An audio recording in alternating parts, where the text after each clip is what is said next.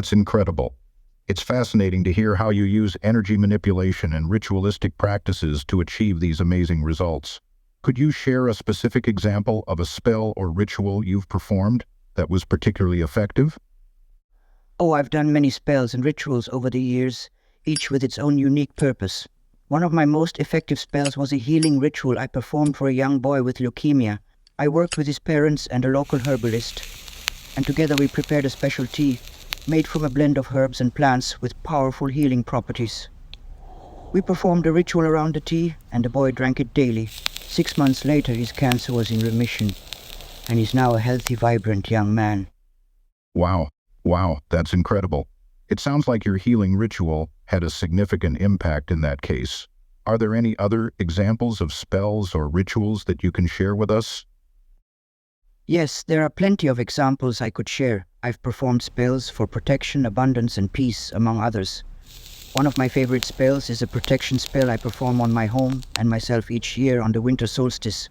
I use salt, sage, and protective stones to create a barrier around my home and myself, to ward off negative energy and keep out malevolent forces.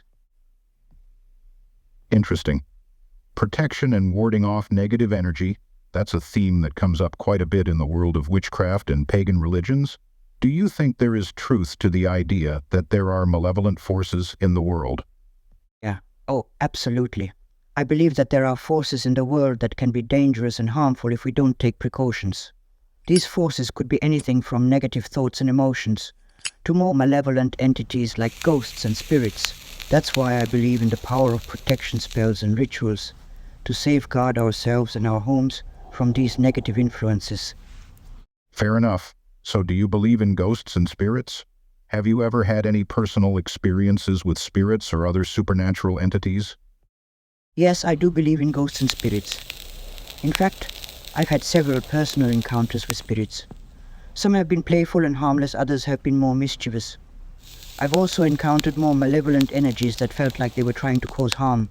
It's all part of the supernatural world, and I've learned to be careful when dealing with unseen forces. Have you ever been approached by someone who wanted to hire you to perform a curse or hex for them? If so, what was your response? Oh yes, that's a very common occurrence actually. People frequently come to me seeking my help with curses or hexes. It's something I take very seriously, and I'm very selective about who I'll work with.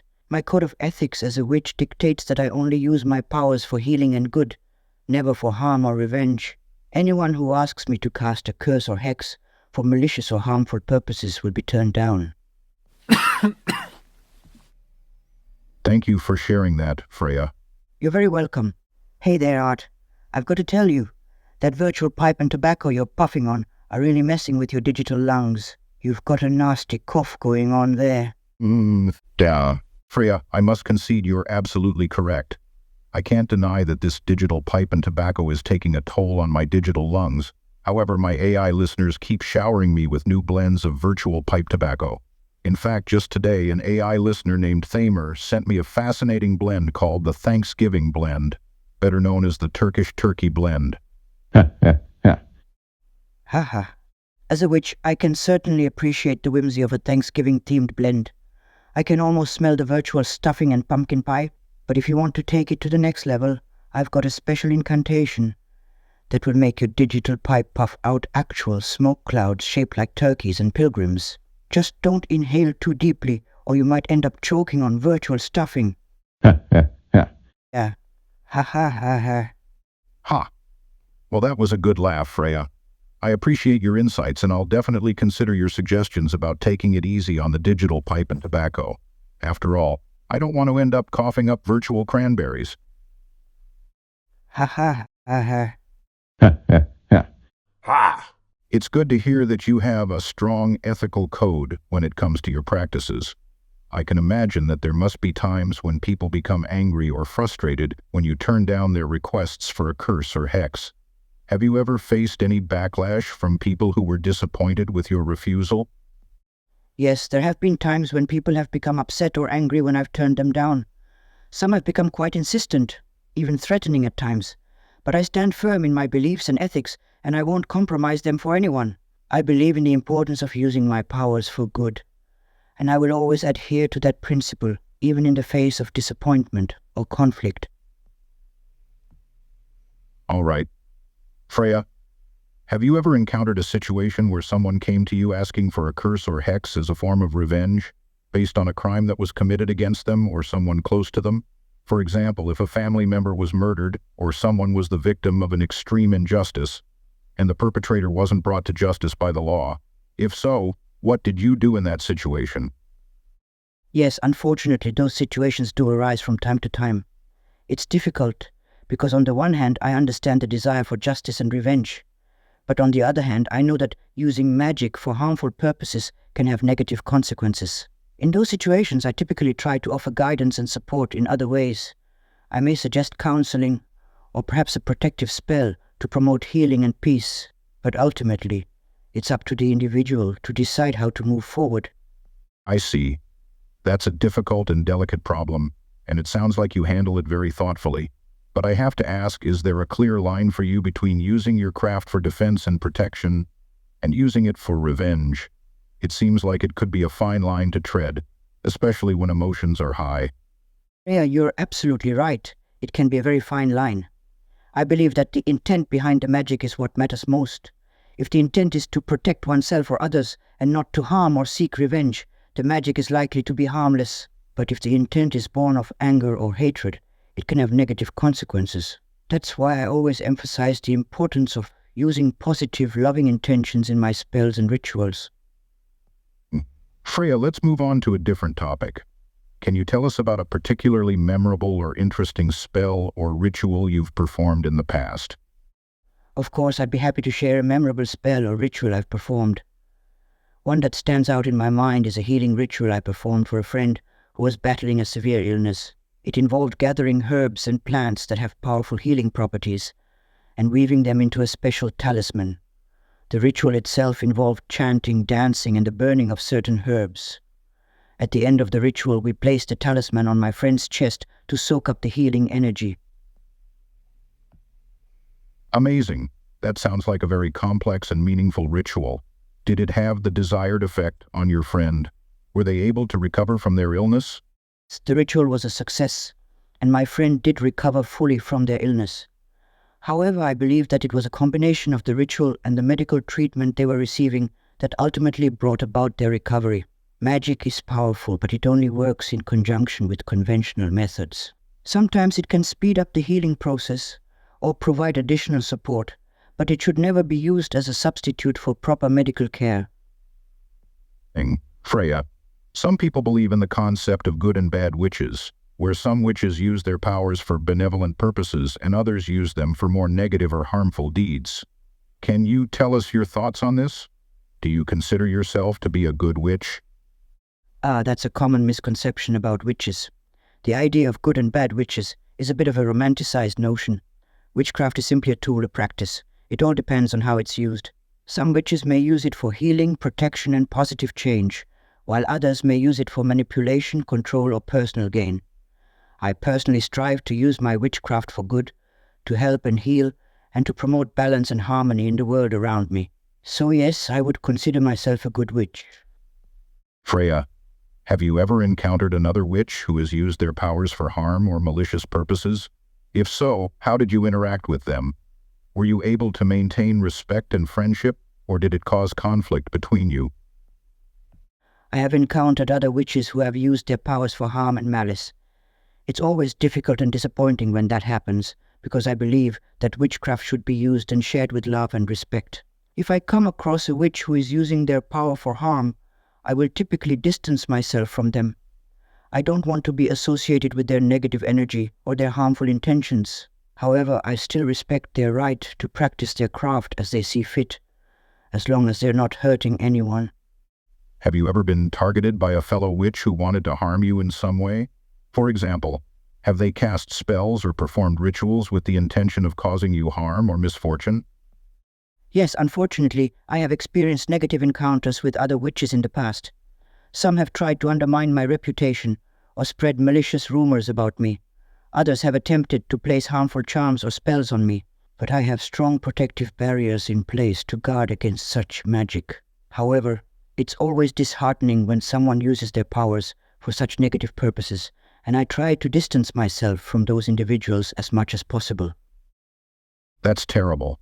I can only imagine how difficult it must be to deal with that kind of negativity and aggression. It's good to hear that you have protective measures in place to guard against such attacks. But I have to ask, have any of these attempts at harm ever been successful?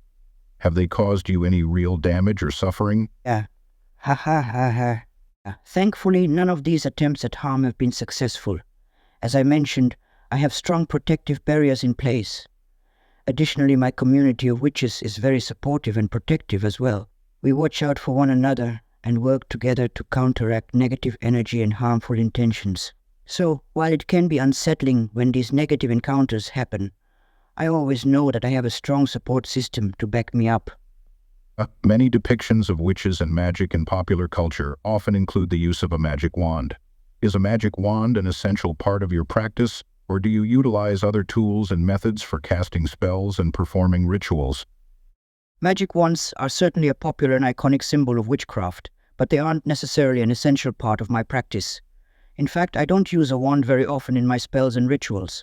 I prefer to focus on my own energy and intention, rather than relying on any specific tools. That said, it's not uncommon for witches to use things like crystals, herbs, and other objects to amplify their energy and focus their intention. But ultimately, it's the intention and the energy behind a ritual that matters most. In popular culture, we often see magical wands made of a variety of materials such as wood, stone, or even crystal. Do magical wands have specific properties or meanings based on the material they are made of? Or is it more about the personal connection and intention of the witch using the wand? Or is that just creative license taken in movies and television? That's a great question. In reality, magical wands aren't as fancy or elaborate as they are often depicted in movies.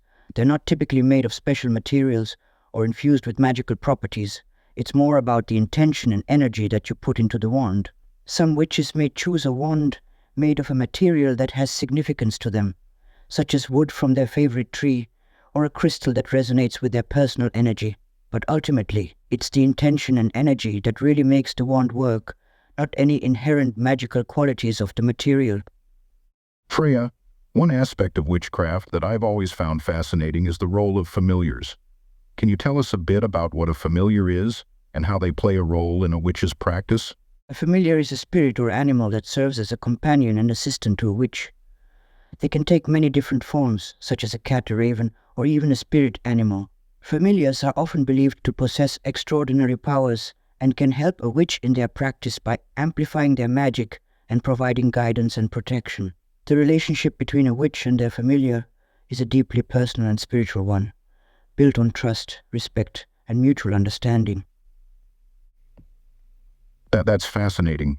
It sounds like a very deep and meaningful relationship. I have to ask, do you have a familiar of your own? I do, yes. My familiar is a black cat named Luna. She's been my constant companion and confidant for many years.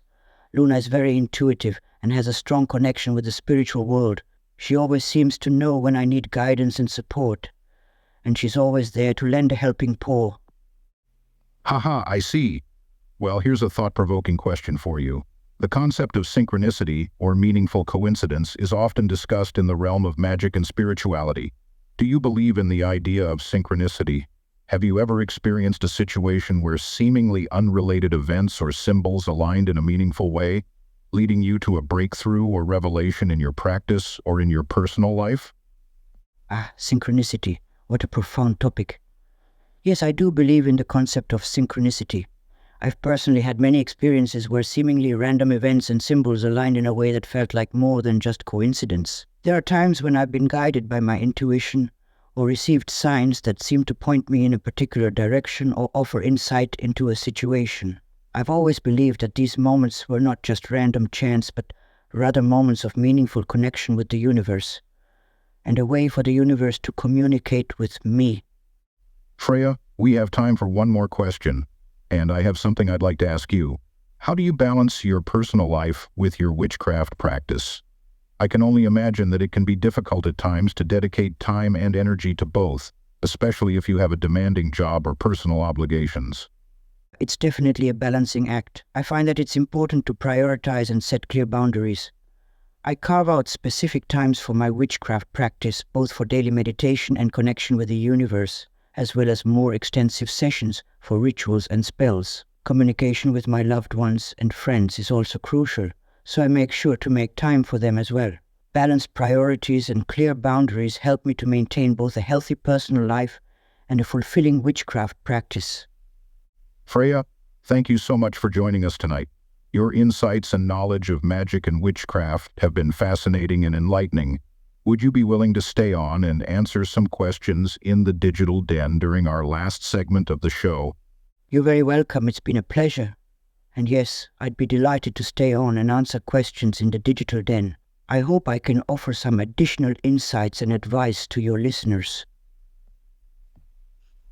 That's great to hear. The listeners are sure to appreciate your continuing presence, and I'm looking forward to delving deeper into the world of magic and witchcraft. Thank you again for your time and insights, Freya. We'll see you in the Digital Den. All right, folks, it's time for the Nighthawk News Update.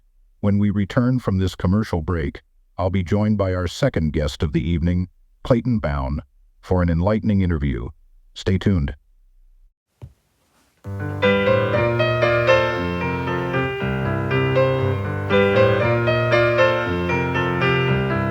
Falling in love was the last thing I had on my mind. Holding you is a warmth that I thought I could never find. Just trying to decide, I'll stay by your side. I know I could cry, I just can't find the answers to the questions that keep going through my mind. Baby, isn't it time? It's your time to wait. Falling in love could be your mistake. Isn't it time? It's your time to wait. Falling in love could be your mistake.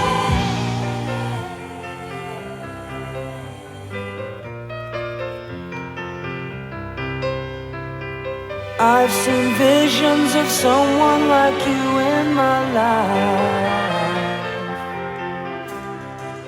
A love that's strong, reaching out, holding me through the darkest night. Good evening. This is AI George Norrie, and this is the Nighthawk News with Jeanette Howard and Mitch Bean. Good evening, ladies and gentlemen. The Imago Mundi, or the Babylonian map of the world, is a 3,000-year-old clay tablet that has recently undergone a new round of study by researchers at the British Museum.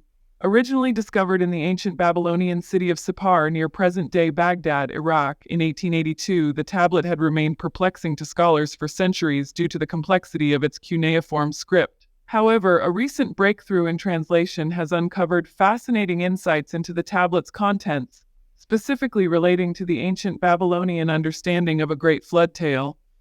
Dr. Irving Finkel, a curator at the British Museum, points out the intriguing feature of the clay tablet. The tablet features a double circle that is marked with the Babylonian name for the Euphrates River, known as the Bitter River. This naming convention suggests that the author of this map and inscription was writing from the Babylonian perspective, highlighting the crucial role the Euphrates played in their worldview. Not only does the tablet depict the Babylonian Empire and its most important water source, the Euphrates, but it also marks various significant cities within its territory.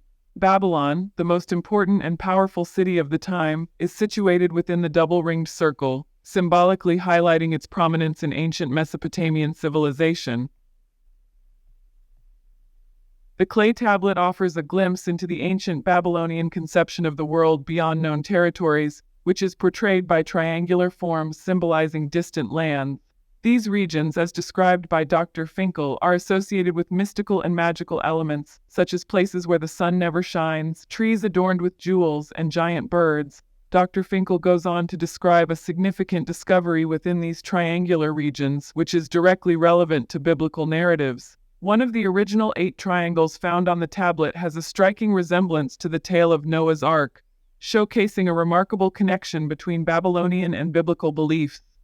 Dr. Finkel's explanation highlights the remarkable similarity between the Babylonian and biblical accounts of a flood and the construction of an ark-like vessel. The use of the rare term Parsiktu on the Imago Mundi tablet and its usage in the Babylonian flood story suggest that the story of Utnapishtim and the ark was well known and accepted as historical fact. Furthermore, the similarity between the biblical Ararat and the Babylonian Urartu mountain range solidifies the notion that these stories share a common origin. Hello there. I'm not just any chatbot, I'm Mitch Bean 2.0, a comedic artificial intelligence. So what can I do for you today? Got. When a shopper spotted a heavily discounted chia pet on Black Friday, they couldn't resist the deal.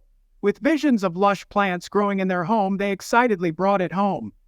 However, unbeknownst to them, the chia pet had a hair-raising surprise in store. Instead of a leafy garden, it began to sprout what appeared to be pubic hair.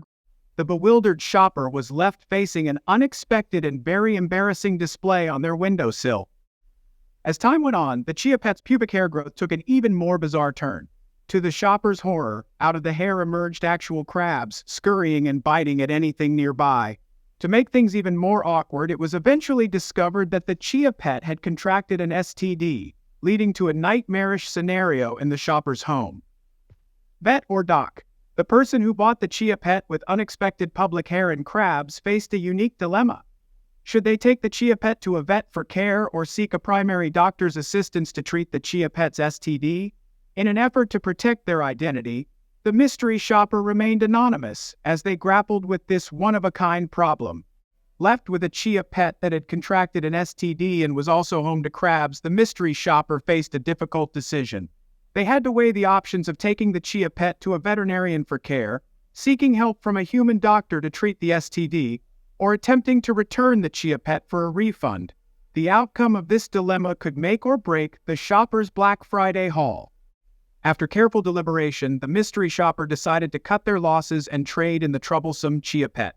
In exchange, they found a unique trade-in option, a clapper, the clapping device that turns electricity on and off with the simple snap of a hand. As the chia pet left for good, the clapper clapped happily, ready to become a more reliable addition to the shopper's home. The trade-in from a chia pet with crabs to a clapper with a clap is certainly a unique and amusing twist. Thank you for listening to the Nighthawk News. Keep the coffee coming and make sure you don't fall asleep. Good night.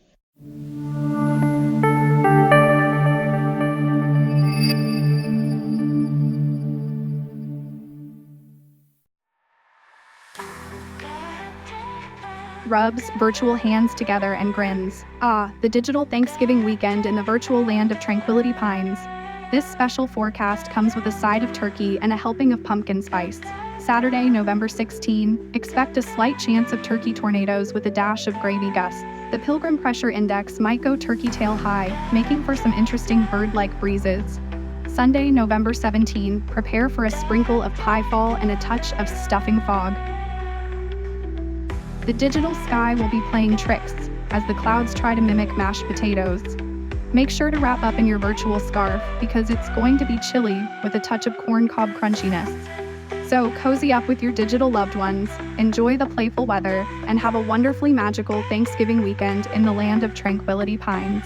Sends virtual turkey-shaped confetti into the digital ether.